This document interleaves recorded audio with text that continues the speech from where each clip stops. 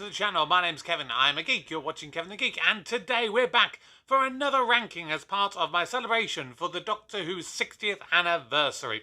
I've done loads of different stuff on the channel so far. I've done reviews, I've done rankings, I've done reactions. So if you want to check everything out, there's various playlists on the channel and you can check everything out. And I've done obviously non-Doctor Who related stuff as well, but I'm doing more stuff this month featuring Doctor Who and some of its spin-offs to celebrate 60 years since the show first launched on the 23rd of November 1963.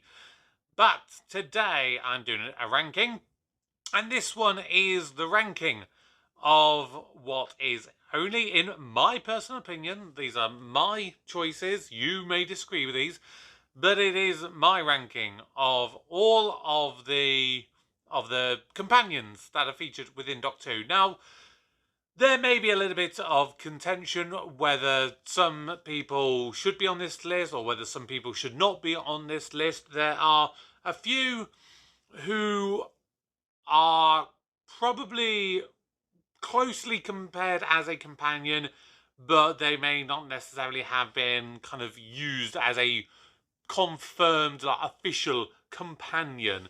So there will be some on here that you may debate whether they should or should not be on this list, and there'll be others that you will say, hang on, why wasn't so-and-so been on here?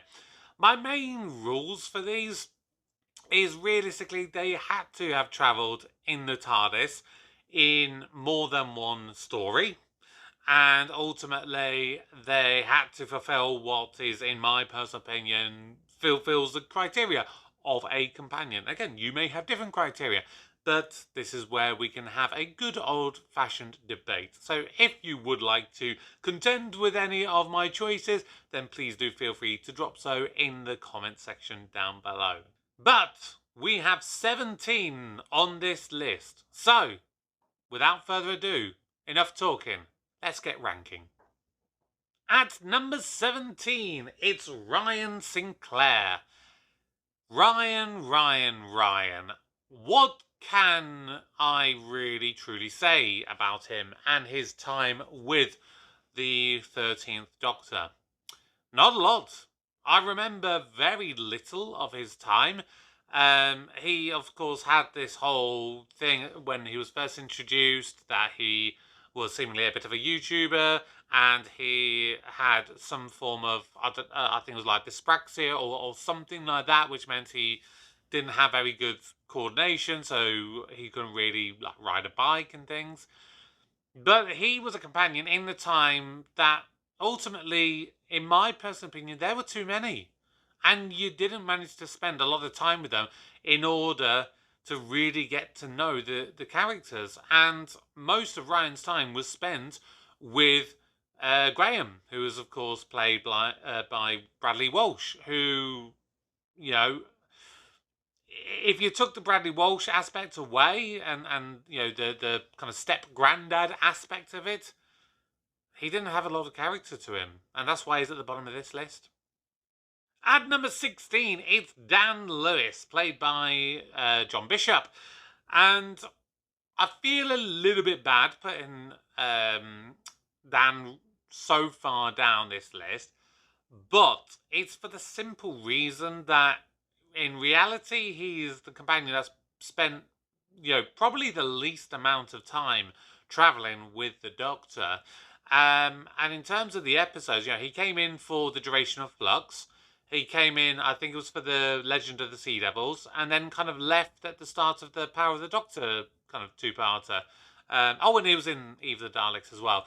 So he wasn't in the show a lot, but the character that he had was more than what we got with Ryan, but still, he was in the show not a lot and didn't really do enough to get him much higher on this list.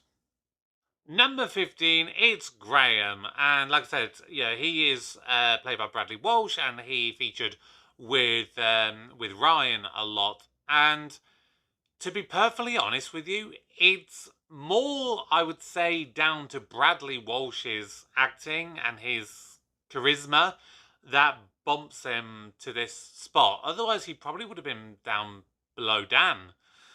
But Bradley Walsh, just in general, injects this lovely amount of enthusiasm. But ultimately, he, again, didn't do a whole lot. He had a little bit of that kind of storyline with the death of his wife. And then, of course, his relationship with Ryan. But it wasn't enough for me. It wasn't enough to push him forwards. Number 14, and you've probably noticed a little trend here, it's Yasmin Khan. So, yeah, basically, all of the companions featured within the time of the 13th Doctor are literally bottom of this list. And there's a very simple reason.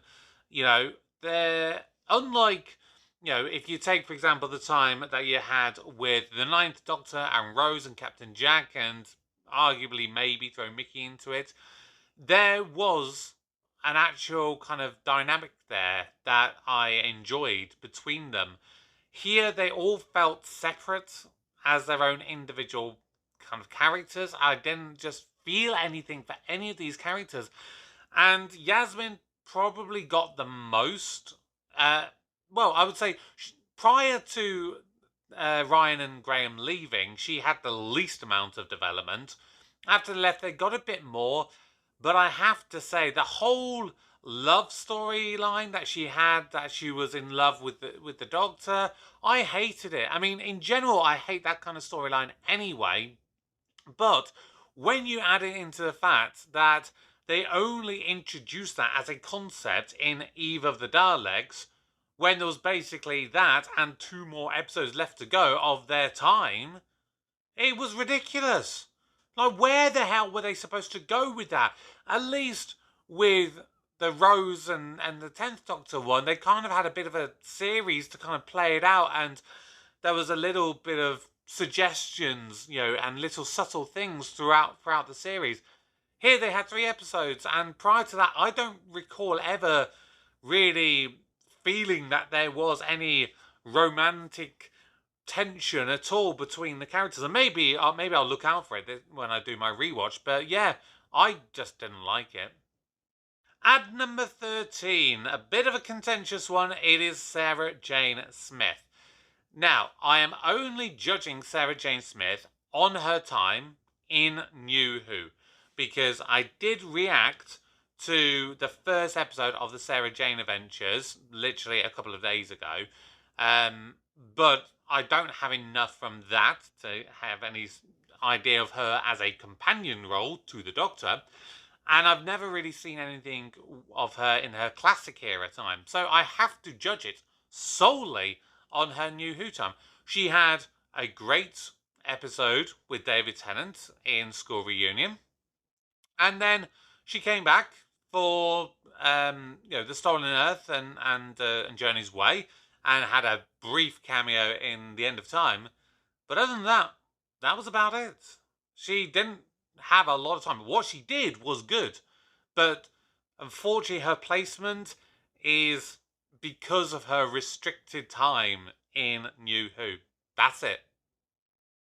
At number 12, it's another Smith. This time it's Mickey Smith. And Mickey, as a character, he grew on me. I really didn't like him in the first series of Doctor Who. He was very whiny a lot of the time. But I could see something in him. And I liked that in the second series, it gave him a chance to kind of get out of the shadow of the Doctor a little bit and allow him to kind of stand on his own feet. And it kind of, I like the whole idea that the Ninth Doctor originally invited him aboard the TARDIS and he said no because it kind of scared him. And then after getting a chance to kind of prove himself a little bit, he then did actually take up the option. I mean, he kind of forced the Doctor's hand a little bit in this instance. But he did end up travelling for a couple of stories, for The Girl in the Fireplace. And then, of course, the 2-parter Cybermen, Rise of Cybermen and Age of Steel. And I liked that he then chose to stay behind on the parallel world and help to fight off the Cybermen, because he knew that he wasn't going to compete with the Doctor. And so I really like Mickey for those choices. But of course, there are just going to be some companions who are just going to feature way heavier on this list. At number 11, just missing out on the top 10, it is Nardole. And Nardole was originally introduced as a one-off kind of side character in The Wedding of River Song. And I kind of thought that was it. You know, he kind of died in that episode as well. And then he came back in another Christmas special. He came back in, the superhero one, the Doctor Mysterio one. And Matt Lucas is kind of like Bradley Walsh for me. That what he actually did with the character for the majority of it wasn't incredibly groundbreaking, but he added a lot of comedy to his time with the Doctor. And when he came on board, he actually formed a really good trio between the 12th Doctor, Bill, and himself. And, well, arguably Missy as well, because obviously she was technically kind of ish part of the crew at that point. But, yeah, I kind of liked Nardo. And I liked that he had some toughness in him as well. The one at the end of, I think it was Oxygen, where he's berating the Doctor for not staying and taking unnecessary risks with going off planet, of course referring to Missy, and he says, look at me, and the Doctor says, I can't, I'm still blind. That was a great little ending to the episode, and more so for me, for Nardo, more so than for the reveal of the Doctor still being blind.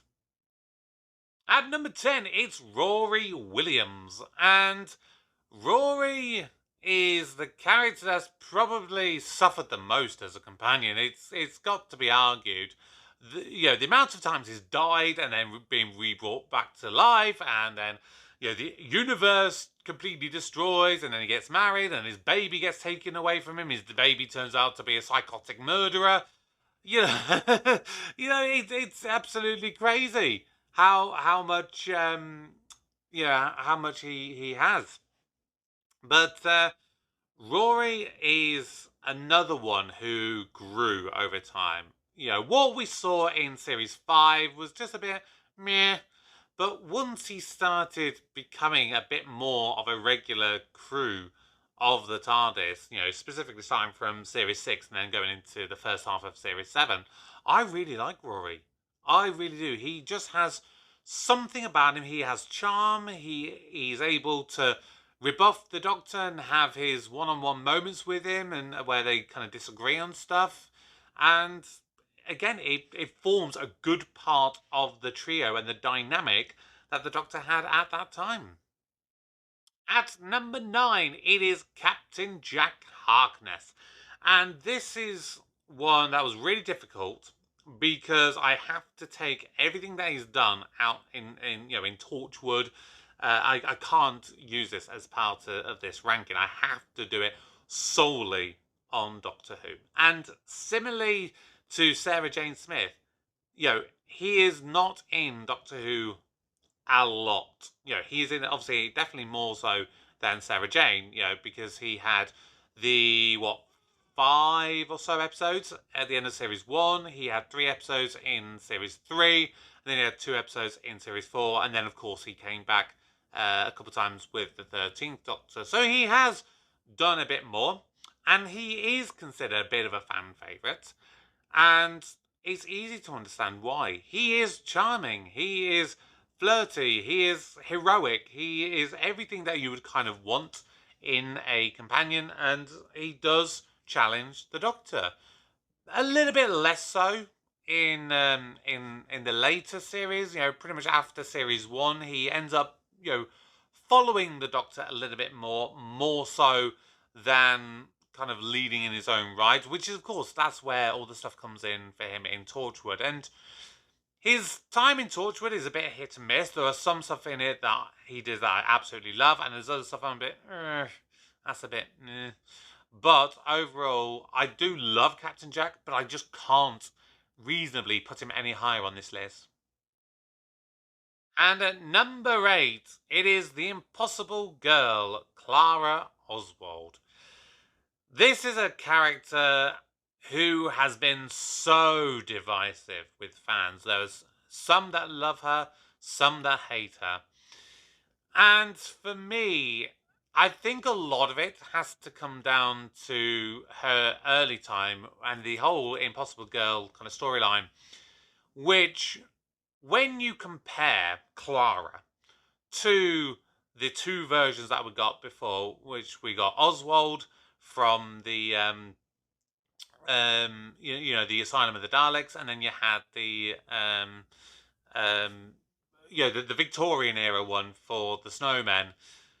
Both of those, in my opinion, for just let's take the second half of Series 7, when she actually came in as a proper companion and the whole mystery was going around about her, I wasn't personally a fan. I thought those two characters in those single episodes got more characterization and more development than she ever did. And if I was going to choose any of them to be the full-time companion, I would have liked actually the Victorian Clara to have been the companion, because it would have added a new depth and a new dynamic. Because the problem for me when it comes to a companion is how often we end up with a young girl from modern day London. That's it. And it is boring. I know they try and do it to be relatable, but at the same time, my idea of a companion and the purpose of a companion is to be that audience surrogate. And it's there to ask the questions that we as the audience would probably be asking. But do you necessarily have to have someone from the modern day in order to be able to do that? Why can't you have someone from the Victorian period? Couldn't they end up asking the exact same questions and maybe even a couple more? Because of course they're not necessarily used to the technology. So yeah, that for me is that's a big one for me. When she had her time with the 12th Doctor, she definitely became a better companion. But I have to say her time was ruined by her exits. Because where it should have ended is that whole, Face the Raven episode where she died. And, because that was a general theme that she was trying to become more and more like the Doctor. And ultimately it resulted in her death. But then they did the whole stupid thing in Hellbent, and they brought her back, and then she's sort of there, effectively immortal forever until she goes back to that moment where she does actually die. Yeah, wasn't a fan of her exit. Her true exit, I should say. At number 7, it is Rose Tyler. And I might get a little bit of heat on this one because a lot of people love Rose, particularly her dynamic with the 10th Doctor. And don't get me wrong, I do. I love the dynamic that they had. But I feel that the love aspect of it is one that holds her back. I'm not going to lie. It is one that is really going to hold her back. And again, when you compare it to the other ones that we've got on this list, there'll be one that is very surprising that I think some people will be very shocked that is ranking higher than Rose. But ultimately, I just feel that the two series that she had were very different to each other. And had they both been at the same kind of level that she had with the 10th Doctor, she probably would have ranked a couple of places higher up on this list. But of course, it was the first series and they were still kind of finding their feet and everything. So you got to give props to Billie Piper for, what she did in bringing the companion role back to Doctor Who. But yeah, just personally, I wasn't her greatest fan. Coming in at number 6, and this is the one that may surprise people, but I've put Wilfred Mott. And Wilfred is the one true one on here that a lot of people would say, is he really a companion? Is he really? Does he deserve to be on this list? And in my personal view, for my list, because as I said, these are based on my opinions, I feel he does deserve to be on here. And yes, for the majority of the time, he is a supporting character. He absolutely is a supporting character, but ultimately, he is someone who has met the Doctor on multiple occasions. He challenges the Doctor.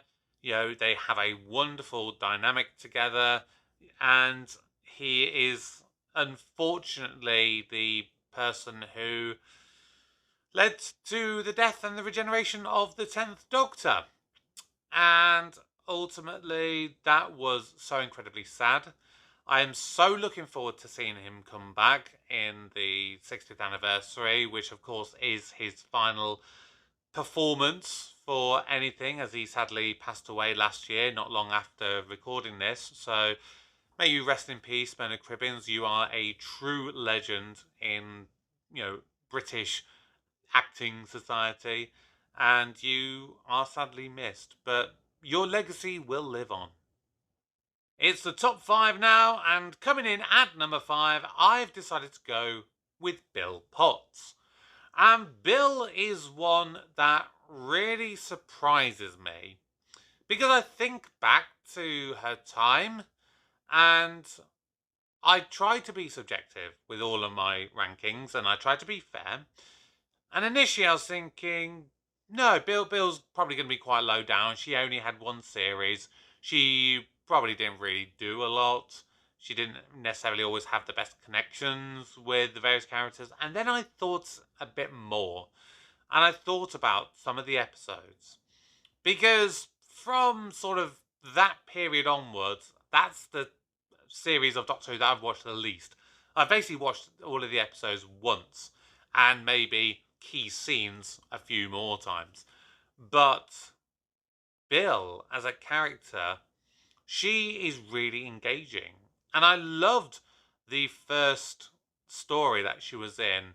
Not so much for the Puddle Girl thing, but the whole idea that she was effectively, I don't know what she was supposed to be, a dinner lady or a cleaner or whatever it was, and she's sneaking into lectures to learn, and she picks up a lot from the Doctor, and she challenges him, and she builds a wonderful relationship to him. And she has a wonderful relationship with Nardole. And tragically gets converted into what is considered now officially the first ever Cyberman. So that is one hell of a legacy. So yeah, I really liked Bill. Coming in at number 4, it is Professor or Dr. River Song, whichever title you prefer to use. And this character is the most complex that we really have on this list. She is ultimately introduced as this mysterious woman who knows the Doctor, who has spent a lot of time in or rather the Doctor spent a lot of time with her in her personal timeline, but for him in his personal timeline, this is the first time he meets her. And she dies at the end of that first meeting.